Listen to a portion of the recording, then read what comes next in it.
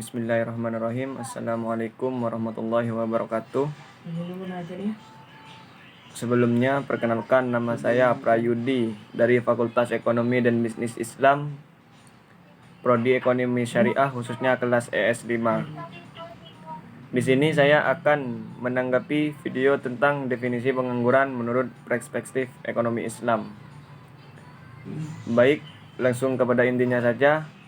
Di sini saya akan menambahkan materi yang saya ambil dari buku Ekonomi untuk SMA atau MA kelas 11 kurikulum 2013 yang diterbitkan Erlangga, yaitu pada halaman 85 tentang dampak pengangguran.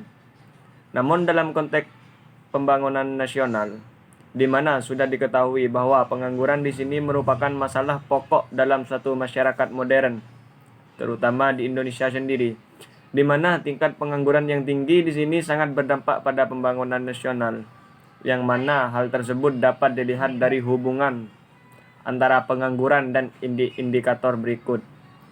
Yang pertama, pendapatan nasional dan pendapatan per kapita, di mana dalam perhitungan keduanya tersebut upah merupakan komponen utama dalam perhitungannya. Jadi, jika pengangguran dalam satu negara itu banyak, otomatis upaya juga sedikit. Lalu, jika dibanding antara banyaknya masyarakat dengan banyaknya upah, hal tersebut tidak akan seimbang, sehingga dapat dikatakan negara tersebut tingkat ekonominya rendah, dikarenakan pendapatan nasional dan per kapita kita juga rendah, sehingga munculnya kemiskinan dan tidak meratanya pendapatan. Lalu yang kedua, penerimaan negara. Salah satu sumber dari penerimaan negara di sini adalah pajak, terutama pula pajak penghasilan, sehingga jika pengangguran semakin banyak, otomatis pajak pun semakin sedikit, sehingga penerimaan negara pun juga sedikit.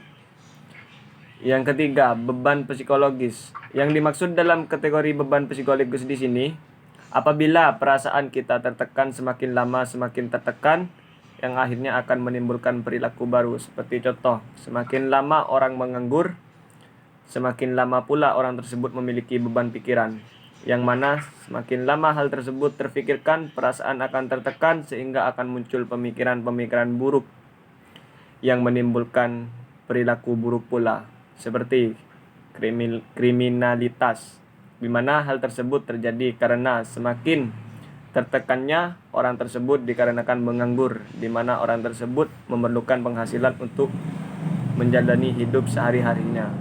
Lalu yang terakhir di sini, biaya sosial. Untuk apa biaya sosial tersebut? Nah, biaya sosial di sini diperlukan sebagai untuk keamanan negara pada rakyatnya, di mana seperti pada poin sebelumnya, yang mana hal tersebut dapat menimbulkan suatu kriminalitas. Maka di sini biaya sosial sebagai bentuk peduli dengan mengeluarkan biaya keamanan, proses keadilan, dan kesehatan.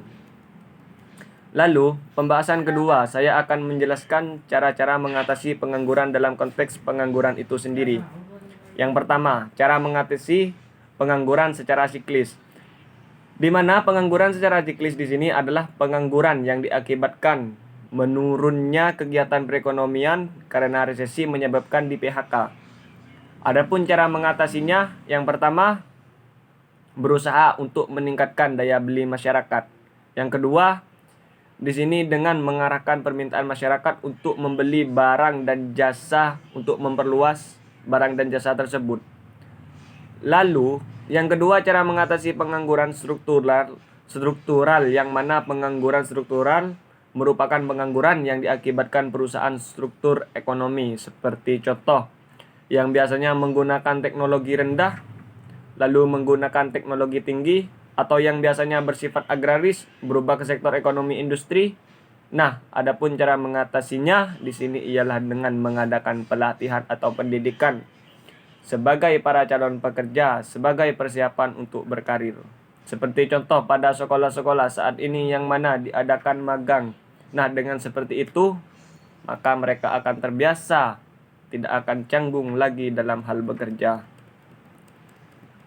Lalu yang ketiga, di sini cara mengatasi pengangguran friksional, di mana pengangguran jenis ini merupakan pengangguran yang seperti tidak cocok dengan pekerjaan tersebut dikarenakan suatu problem, sehingga seseorang tersebut memutuskan untuk berhenti dan mencari pekerjaan lagi. Nah, selama mencari pekerjaan di sini, dia dikatakan sebagai pengangguran friksional. Adapun cara mengatasinya, kita harus mencari tahu atau mengusahakan informasi yang lengkap terhadap lowongan pekerjaan. Kita juga harus menggali informasi apakah memang pekerjaan itu sesuai dengan kemampuan kita atau sesuai dengan apa yang kita mau, atau juga bisa dengan menyusun rencana penggunaan tenaga kerja sebaik mungkin. Terima kasih. Mungkin cukup ini penjelasan yang bisa saya sampaikan. Kurang lebihnya mohon maaf. Ihdinas syiratal mustaqim. Assalamualaikum warahmatullahi wabarakatuh.